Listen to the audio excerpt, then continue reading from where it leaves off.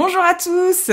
Alors je suis super heureuse de faire cette vidéo aujourd'hui, super contente de vous retrouver, j'espère que vous allez bien, que la transition vers l'automne se passe pour le mieux. Ici tout va bien et je m'apprête à faire une vidéo comme je n'ai pas fait depuis un petit bout de temps. Alors c'est vrai que j'ai récemment partagé pas mal de posts, vous savez je partage beaucoup de choses par écrit, d'ailleurs si vous n'êtes pas au courant sachez que c'est dans l'onglet communauté de ma chaîne YouTube mais c'est aussi présent sur les autres réseaux, et j'ai partagé pas mal de messages par écrit qui ont généré de l'incompréhension, des questionnements, des doutes. J'ai lu bien sûr tous les commentaires et d'ailleurs je précise que je continue à les lire toujours et que je fais cela pour justement apporter des éclairages collectifs, des réponses collectives, et puis pour voir aussi peut-être les points sur lesquels il faudrait davantage insister, subtiliser le propos, parce que je comprends que cela puisse parfois porter à confusion, qu'on dit ici parfois tout et son contraire, et que moi-même je suis en évolution, donc c'est sûr que si on regarde une vidéo d'il y a 3 ans en arrière, et que juste après on regarde une vidéo plus actuelle, on peut saisir peut-être quelques contradictions, voilà. Parce que moi-même, il y a des plans de conscience qui ont évolué, une manière de voir la vie qui évolue tous les jours, et donc du coup ça s'actualise en permanence cette affaire. Donc ici je peux comprendre que ça porte à confusion, et donc il m'a été très clairement demandé à travers cette vidéo et à travers aussi franchement les énergies actuelles nous poussent à devenir de plus en plus clairs, à se positionner et à dire les choses avec peut-être plus de subtilité, plus de profondeur et de neutralité, pour permettre à tout le monde de l'entendre. Parce que le but de tous les propos ici partagés ne sont pas d'exclure des personnes. D'ailleurs, les propos, je fais en sorte que ce soit le plus simple et accessible à tous. Mais c'est vrai que c'est parfois très subtil ce qui est proposé ici, et donc ça peut porter à confusion. Donc ici dans cette vidéo, je vais reprendre quelques confusions communes que j'ai beaucoup entendues, et qui, je l'espère, pourront vous éclairer et vous permettre peut-être de mieux saisir ce cheminement de conscience dont on parle ici. Alors déjà, on parle de conscience. On parle pas de spiritualité, même si, ici, je vais éclairer un petit peu ça. La conscience, c'est le juste mariage entre la spiritualité et la matière. Donc vraiment, la conscience dont on parle ici sur cette chaîne, c'est vraiment ce qui pourrait être égal à l'être véritable que nous sommes. Cet être véritable que nous sommes est à mi-chemin entre une expérience matérielle et une êtreté plus spirituelle. Le verbe incarner signifie le un, c'est-à-dire cet esprit, cette grandeur, cette unité que nous sommes véritablement, qui est venu descendre dans un corps, carné, pour faire l'expérience de la matière. Donc l'âme à tiers.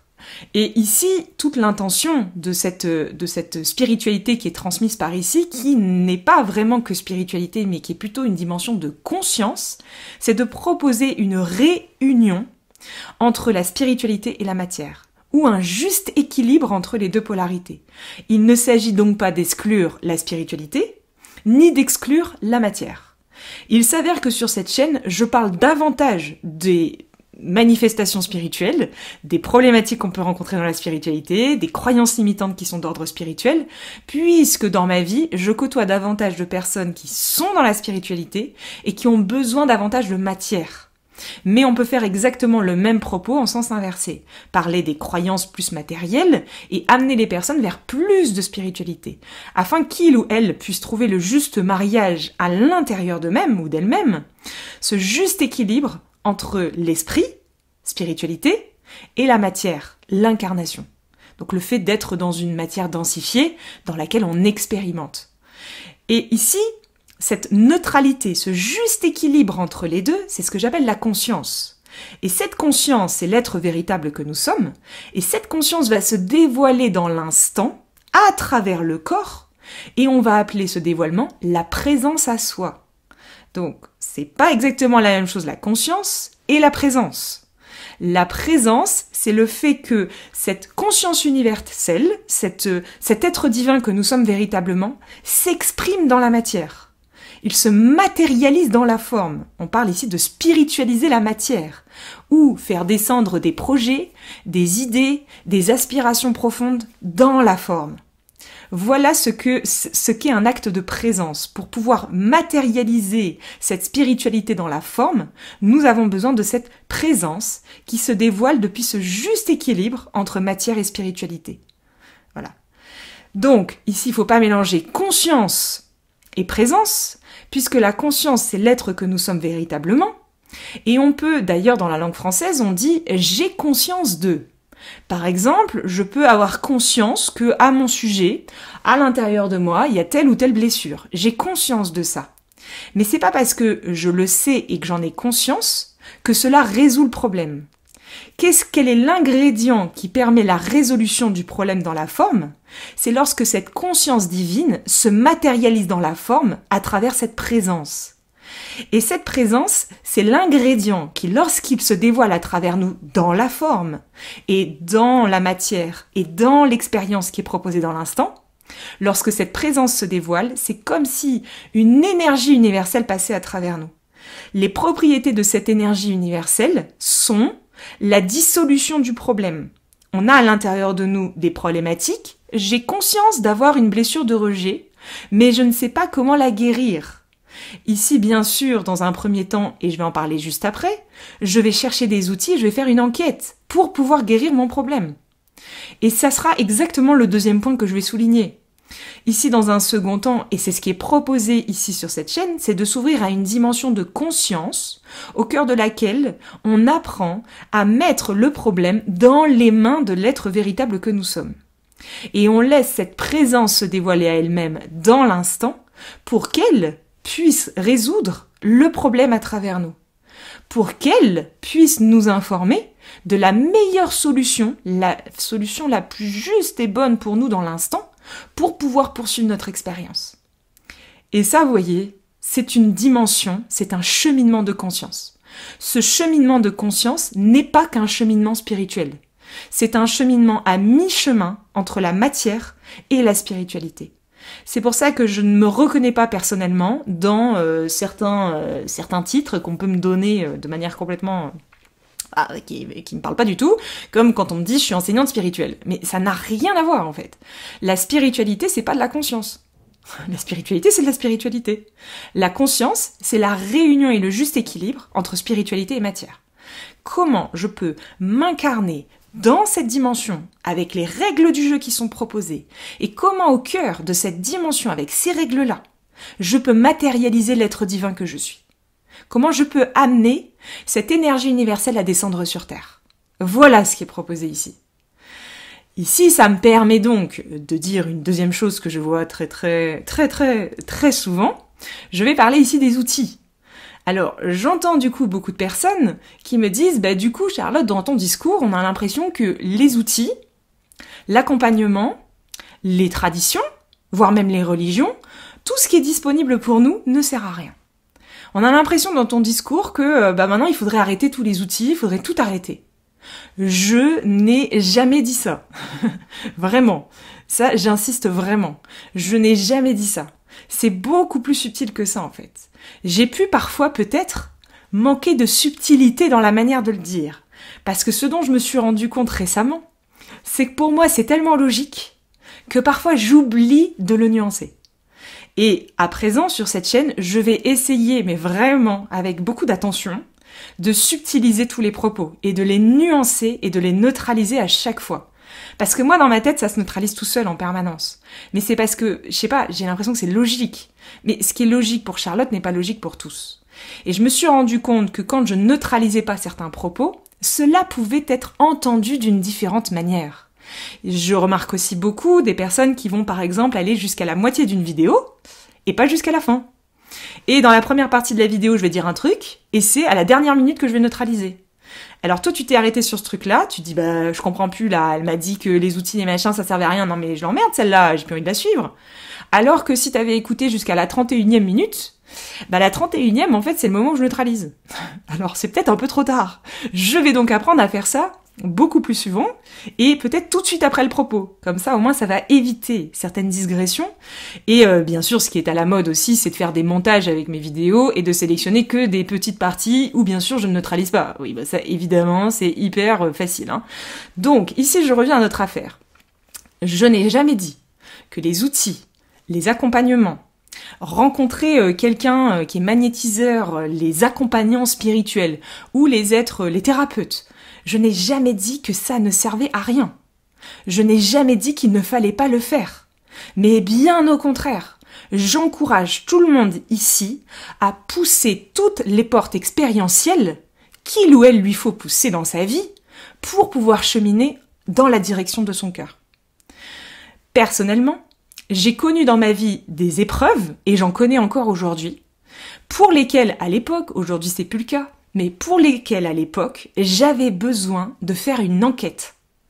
J'avais un problème, et je voulais le résoudre. Et donc j'ai essayé de le résoudre de 1001 manières. Et moi, j'avais besoin d'expérimenter ces 1001 portes pour pouvoir un jour cheminer vers autre chose. Donc, je ne peux pas aujourd'hui dire à quelqu'un qui a exactement le même besoin à l'intérieur de lui dire, enfin, c'est complètement con ton truc. Mais pas du tout.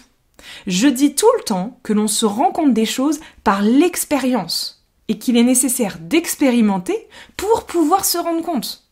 Et que si on n'expérimente pas et si on ne pousse pas les différents possibles et les différentes portes, on ne peut pas se rendre compte. Par contre, ce que je dis sans cesse, c'est quand je pousse une porte et que je cherche une solution, je la pousse, mais ensuite je fais un petit bilan. Je passe pas juste mon temps à me perdre dans ce que je suis en train de faire.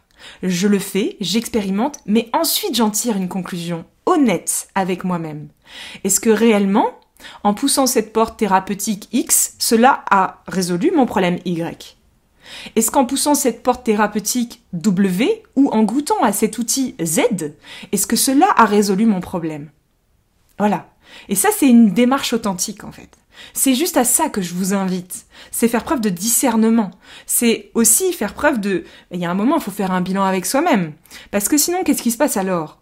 Il se passe qu'on va commencer à croire qu'il y a des thérapies, des outils et des techniques qui vont nous permettre de guérir. Et ça, c'est immensément un immense enfermement. Parce que si votre guérison dépend d'un outil, si votre bien-être dépend d'une technique, si votre équilibre intérieur dépend d'un thérapeute, tout cela dépend d'un principe extérieur. Et donc vous n'êtes pas libre, en profondeur, et à l'intérieur. Tant qu'on remet, mais c'est pas grave de le faire temporairement, je n'ai pas dit qu'il ne fallait pas le faire temporairement. Mais je dis juste ici qu'on le fait pour mieux se rendre compte. Et que ce que j'observe, c'est beaucoup de personnes qui poussent des portes, mais qui derrière ne se rendent pas compte. Ce n'est pas parce que je suis en train d'enquêter sur mon problème et que je cherche des solutions pour le résoudre que je ne peux pas avoir l'ouverture d'esprit suffisante pour pouvoir écouter peut-être d'autres paradigmes de conscience. On appelle ça l'ouverture d'esprit. Ici, ce que je propose sur cette chaîne, c'est une ouverture d'esprit. Je ne prêche ni une vérité, ni une religion, ni un dogme, et je ne prêche encore moins le fait d'être éveillé ou d'être meilleur que les autres. Je suis comme tout le monde. Donc ici, ce que je le partage spontanément avec ce qui est là présent dans l'instant par rapport à une expérience, des expériences que j'ai été amenée à vivre et qui m'ont derrière permis de saisir des conclusions qui peuvent être justes et bonnes pour un plus grand nombre. C'est tout. Donc ici, l'intention, c'est d'avoir la possibilité, même au cours de mon enquête, d'entendre, d'écouter et de m'ouvrir à d'autres dimensions de conscience. Parce qu'ici, ce qu'on propose, c'est de planter des graines de conscience, de proposer des ouvertures, des renversements, que vous puissiez vous dire « Ah bah tiens, j'entends ce qu'elle dit, je suis pas tout à fait d'accord, mais quand même, ça me pose question. Et si finalement on pouvait voir les choses autrement ?» Eh bien là, c'est ce qu'on appelle un renversement de la vision. À l'instant où à l'intérieur de vous, vous dites « Ah, ok, moi perso, j'ai besoin d'aller pousser toutes mes portes là. » J'ai besoin de continuer, je vais essayer le chamanisme, après je vais essayer la thérapie quantique, après je vais essayer machin, parce que j'ai besoin de ça, j'ai besoin de le vivre et j'ai besoin de le ressentir. Mais j'entends ce qu'il ou elle a dit au sujet de la présence. Parce que c'est pas forcément Charlotte, ça peut être n'importe qui, d'accord ? Je l'entends. Et ça me pose question. Cette question, je suis pas prête à y répondre. Je suis pas prêt à la regarder. Je suis pas prêt à plonger là-dedans. Mais je laisse ça à l'intérieur de moi comme une petite graine qui un jour peut-être pourra éclore au bon moment. Voilà. Donc ici, il n'est pas demandé d'arrêter son enquête, il n'est pas demandé d'arrêter d'utiliser des outils, c'est pas du tout ce qui est demandé, bien au contraire. Par contre, c'est vrai que j'insiste dans beaucoup de vidéos sur la dimension intérieure depuis laquelle on fait certaines choses. Et ça, c'est quelque chose qui est très mal compris également, et que du coup, j'invite ici peut-être à réécouter à nouveau de manière subtile. Ce que j'essaye de vous retranscrire au sujet des outils, des techniques, des pratiques, des thérapeutes, ce n'est pas que c'est inutile ou à jeter à la poubelle, mais pas du tout, bien au contraire. Dans notre vie quotidienne, si on est pleinement centré, aligné, présent à soi-même, il y a de fortes chances que l'on rencontre des gens, que l'on rencontre des outils, que l'on rencontre des techniques, et qu'on soit amené par un flot de synchronicité naturelle, fluide, harmonieuse, à rencontrer certains êtres qui derrière nous serviront de boussole pour notre futur. Vous voyez, quand on les rencontre de cette manière-là, ces gens, ça fait pas le même effet que si on les rencontre parce qu'on a cherché une solution pour résoudre notre problème. Ici, je suis face à un problème dans ma vie. Par exemple, j'ai un problème avec mon conjoint. Ça arrive à tout le monde, ça. J'ai un problème avec mon conjoint. Je suis face à ce souci. 2 solutions face à vous. Solution numéro 1, qui est la plus commune. Je vais chercher une solution pour résoudre le problème avec mon conjoint. Donc, dans les solutions potentielles que je vais chercher avec ma tête. Dans les solutions potentielles que je vais chercher un outil. Ah tiens, je vais découvrir la méditation, ça va me calmer, ça va me permettre de me recentrer quand je suis face à mon conjoint, et ça va me permettre de mieux vivre ça. Et ça va m'aider quand même. Mais il n'y a pas de souci, j'ai pas dit que ça aidait pas, hein, d'accord ? Mais ici, quand je cherche une solution pour résoudre mon problème, sans m'en rendre compte, je suis en train de résister au problème. La vie, c'est comme un fluide, et je le dis très souvent. La vie nous propose une expérience problématique avec le conjoint. Ça coule dans un sens. Et moi, ce que je veux, c'est aller dans l'autre sens. Parce que moi, je veux pas le problème avec mon conjoint, en fait. Donc, la vie égale, là, dans l'instant, proposition égale problème avec mon conjoint. Mais moi, j'ai décidé, depuis un espace qui, bien sûr, est auto-centré, que j'allais trouver une solution par moi-même pour résoudre le problème. Et là, je me rends pas compte que je fais ça, en fait. Je remonte le courant à contre-courant. Et je fais barrage contre la vie. Et ce que j'essaie de retranscrire dans les vidéos, c'est que ce barrage à terme, ça va créer de la pression, et que cette pression à terme, c'est ce qu'on appelle la souffrance. Voilà. C'est juste ça. Je n'ai pas dit pour autant qu'il ne fallait rien faire. Parce que souvent, quand je dis ça et que je m'arrête là, on me dit « Charlotte, je comprends pas, tu as donc dit qu'il fallait rien faire, il faut se laisser faire. Et si mon conjoint il me tape dessus, imagine, ça veut dire que je reste devant lui et puis j'attends ?» Ce n'est pas non plus ce que j'ai dit. Donc permettez-moi de dire ce que j'ai à dire. Solution numéro 2, je suis face à la problématique avec mon conjoint. Et plutôt que je cherche une solution pour résoudre le problème et donc résister à la proposition, ici, je fais en sorte, intérieurement, de me rendre compte, grâce à mon expérience précédemment acquise, peut-être ai-je eu la chance dans ma vie, de me rendre compte qu'il y a des problématiques qui peuvent se résoudre d'elles-mêmes, sans forcément qu'il y ait besoin de mon intervention. Et qu'en vérité, tout se résout de lui-même dans la vie, puisqu'il y a un principe universel qui est garant de tout ça. Ce principe universel, quand il se dévoile dans la forme, on appelle ça la présence. Quand cette présence passe à travers moi, elle a la propriété énergétique de résoudre le problème à travers moi. Et de me proposer par un flot de synchronicité où je ne vais pas chercher, où la vie va me proposer et m'apporter sur un plateau une solution qui est parfaitement adaptée. J'ai pas dit qu'il n'y avait pas de solution. J'ai pas dit qu'il fallait rien faire. J'ai juste dit ici, plutôt que de chercher par soi-même la solution, l'outil, la thérapie ou je sais pas quoi pour résoudre mon problème, essayez de vous imaginer ici que vous n'êtes pas le maître à bord, qu'il existe un principe universel depuis lequel tout peut se résoudre de lui-même et qu'il y a juste besoin ici de laisser passer à travers soi ce principe, cette présence dans l'être-té et dans la matière pour pouvoir être à même de résoudre le problème et d'obtenir des solutions concrètes, pragmatiques, qui derrière seront mises en action. Donc on n'est pas en train de dire ici qu'il faut rien faire. On est juste en train de dire ici qu'il faut apprendre à faire depuis un espace de présence. Du coup, ensuite, quand je dis ça souvent, on me dit « Bah oui, mais t'es bien gentil, mais comment on peut savoir si c'est la présence ou si c'est le personnage ?» Eh bien ça, ici, je suis désolée de le dire, mais comment peut-on savoir si le gâteau, il est chaud ou s'il est froid si on l'a pas goûté? Eh ben voilà, on peut pas le savoir. Tu sors un gâteau du four, tu sors un plat, t'es en train de cuisiner un truc dans ta cuisine. Comment tu peux savoir si tu vas te brûler en goûtant l'ingrédient si tu l'as pas goûté? Ben c'est exactement pareil. Comment veux-tu savoir si tu sautes d'un avion avec un parachute si le parachute va s'ouvrir avant de sauter? Ben c'est pareil. Comment voulez-vous savoir si vous êtes en train d'expérimenter la vie depuis un prisme égotique, narcissique, centré sur soi-même, ou si vous êtes en train d'expérimenter la grandeur de la vie? Ben, vous ne pouvez pas le savoir mentalement. Ça ne peut que se vivre dans l'instant. C'est l'expérience de cela qui permettra à elle-même de se saisir à elle-même.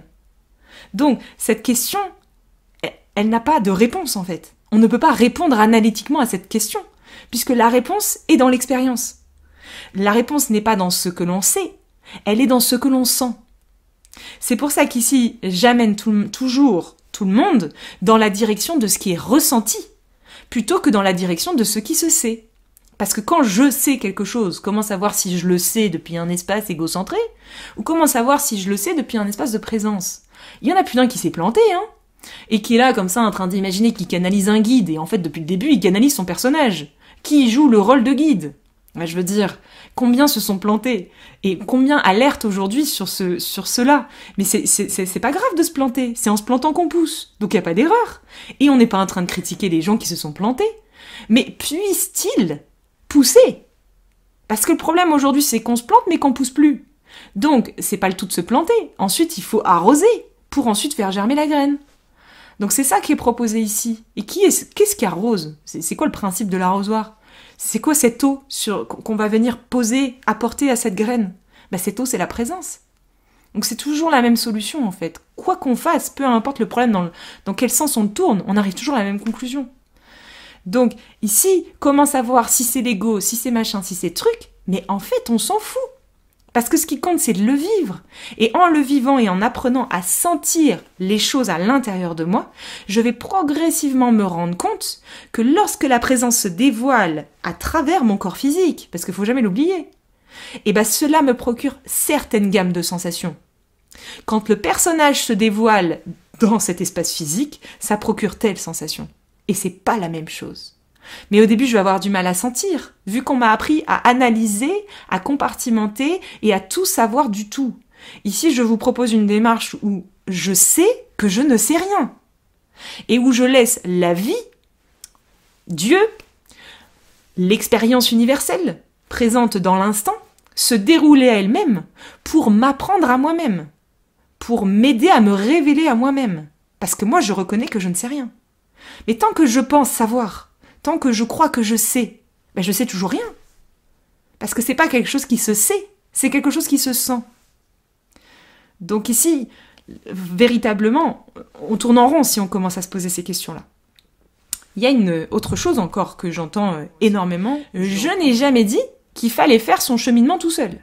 Parce qu'une fois que j'ai dit tout ça, il y a des gens qui vont me dire, alors du coup, si j'ai bien compris, il faut faire ça tout seul.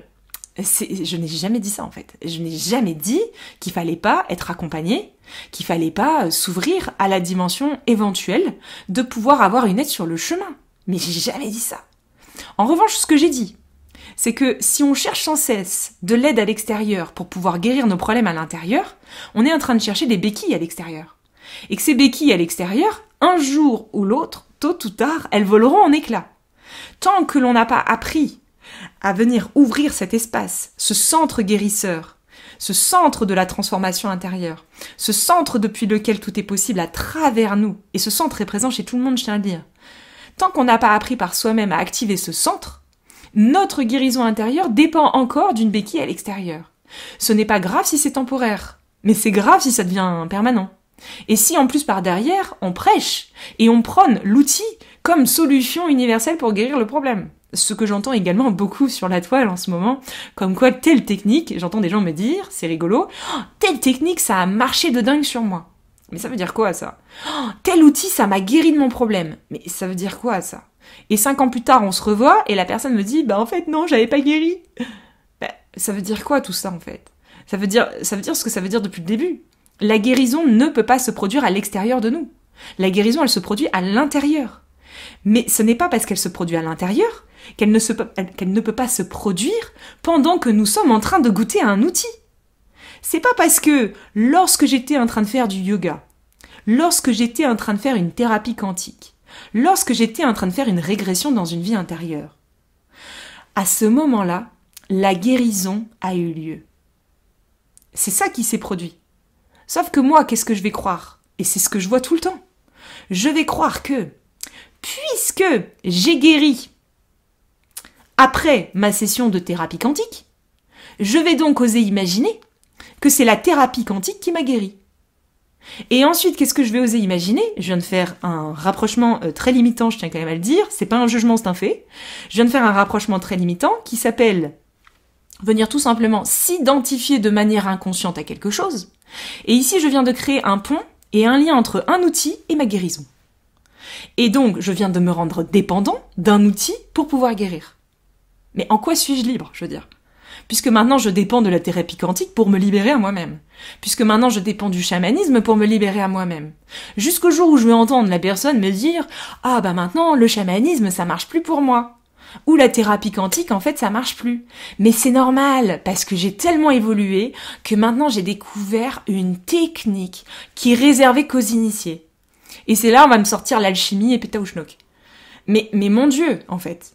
Mais tout cela est franchement... ça manque légèrement de discernement en fait. Donc je réinsiste bien sûr là-dessus. Je n'ai pas dit que la guérison ne pouvait pas se produire lorsque je suis accompagnée par une personne. Je n'ai pas dit que la guérison ne pouvait pas se produire lorsque je suis en train d'expérimenter un outil. Je n'ai pas dit que la guérison ne pouvait pas se produire lorsque je suis en train de prier pour un Dieu. J'ai jamais dit ça. Ce qui existe en revanche, c'est qu'il existe des énergies universelles qui ont ce pouvoir de guérison. L'une des énergies les plus belles et les plus universelles qui soient et qui peuvent nous traverser s'appelle la présence. Lorsque la présence passe à travers nous, cette présence universelle, cette douceur, cette grandeur, cette grâce, cet amour inconditionnel a le pouvoir de nous guérir. Voilà. Mais pendant ce temps-là, on fait des digressions. Donc c'est vrai que je ramène sans cesse ces digressions vers un point de neutralité. Voilà. Et la dernière chose que j'ai dite aussi, c'est que non seulement je n'ai jamais dit qu'il fallait pas être accompagné, mais plutôt ici, ce que je ne cesse sans cesse de dire, c'est qu'on pense tout le temps que l'accompagnement, ça va forcément venir d'un thérapeute. Ça va forcément venir d'un outil spirituel. Mais désolé de le dire, mais pas forcément. L'accompagnement, l'aide, il peut venir de la caissière dans un supermarché. Il peut venir du SDF qui est devant qui est devant le parc d'attractions. Il peut venir de n'importe qui à n'importe quel moment. Je croise quelqu'un dans la rue, il me regarde, il me sourit. Oh, mais qu'est-ce qu'il vient de me faire ici? Ben, il vient de me faire connecter à quelque chose de beau. Il y a quelques jours en arrière, j'étais à Paris. Et j'étais dans le métro à Paris. Ben voilà, enfin je veux dire, tout le monde dit au niveau spirituel, oh les vibrations dans le métro parisien quand même, hein. Et puis il faut tous partir des villes parce que vraiment Paris ça craint, hein. Bon bref voilà. Ok, donc moi j'étais dans le métro à Paris, bien loin de penser à tous ces délires spirituels, puisqu'en fait j'étais juste dans le métro. J'étais dans le métro, tranquillement installée, en train de penser à rien, et puis je regardais. Et puis à un moment, je vois cette maman avec sa fille. Et je vois, mais c'était magnifique. Mais vraiment, c'était d'une beauté. Il y avait sa fille qui était à l'avant du tram et qui, a priori, prenait le tram pour la première fois de sa vie, enfin le métro, et qui était super hallucinée de regarder la rame de métro. Et il y avait sa maman un petit peu plus loin et moi assise au milieu. Et puis, je vois sa maman dire « Allez ma chérie, au prochain arrêt, on sort ». Je vois la petite fille se retourner vers sa mère, la regarder avec un regard. Mais si ça, c'est pas de l'amour, je sais pas ce que c'est. Avec un regard, avec, je sais pas, une connexion.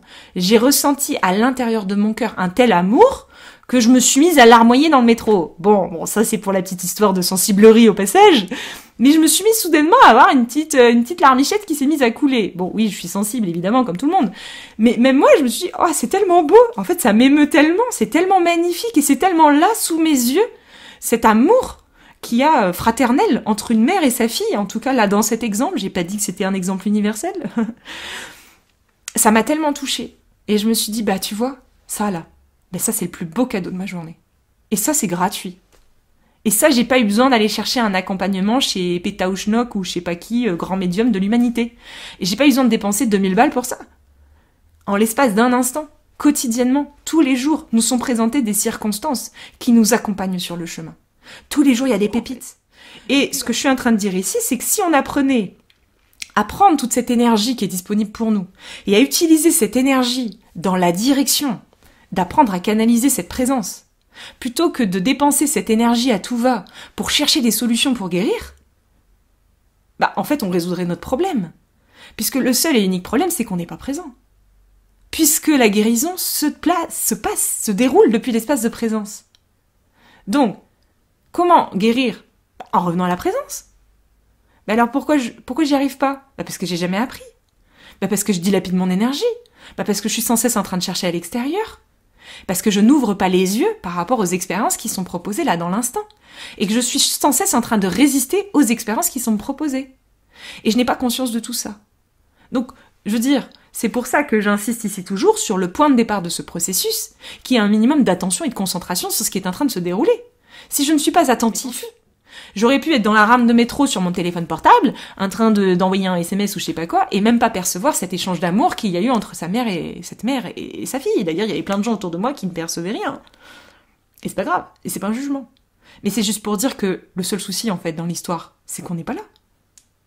Donc ici, la dernière chose que j'entends beaucoup, et que je me permets aussi de dire, parce que c'est vrai que au bout d'un moment, c'est un peu gonflant, ce que j'entends énormément, c'est des gens qui me disent « Mais alors du coup, je comprends pas Charlotte, parce que toi, t'es en train de dire que les outils, les machins, les accompagnements, les bidules, les chouettes, tout ça, ça sert à rien. Déjà, j'ai jamais dit ça.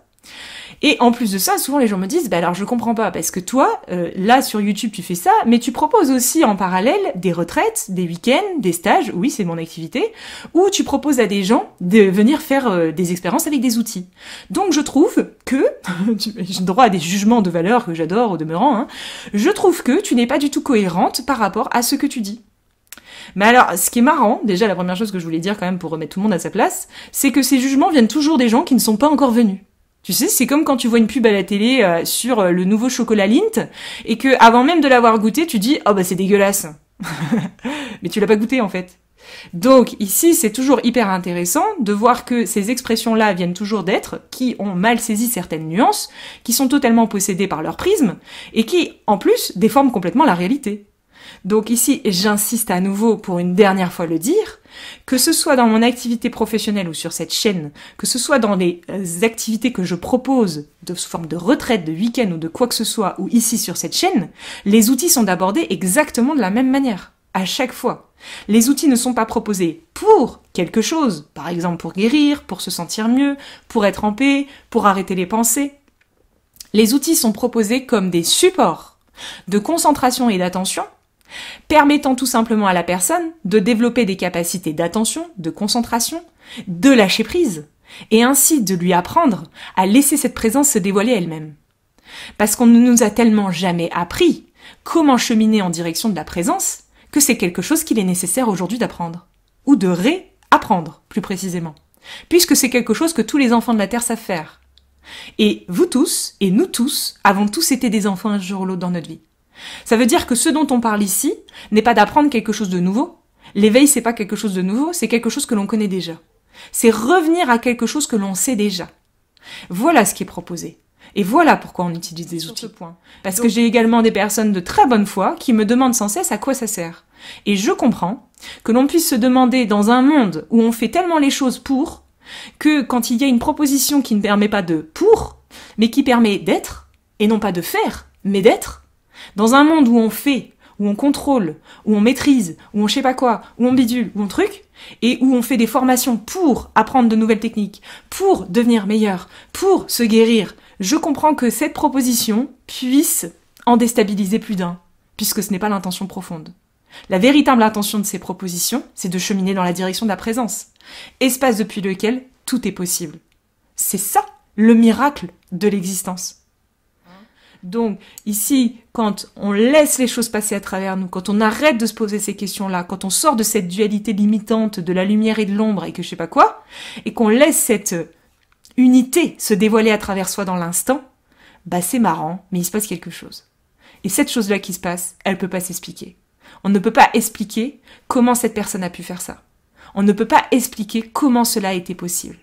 Pourquoi ? Parce que la présence, c'est pas quelque chose qui peut s'expliquer. Tout simplement. Donc ici, je vous souhaite à tous de trouver, de laisser cette présence se dévoiler à travers vous comme cheminement intérieur d'éclosion à vous-même. Véritablement. Si c'est ma seule intention pour tout le monde, ça serait vraiment celle-ci. Mon volet vient de claquer. Il est temps d'aller vous reposer. Je vous souhaite à tous une merveilleuse poursuite et on se retrouve très vite pour une prochaine vidéo. Gros bisous.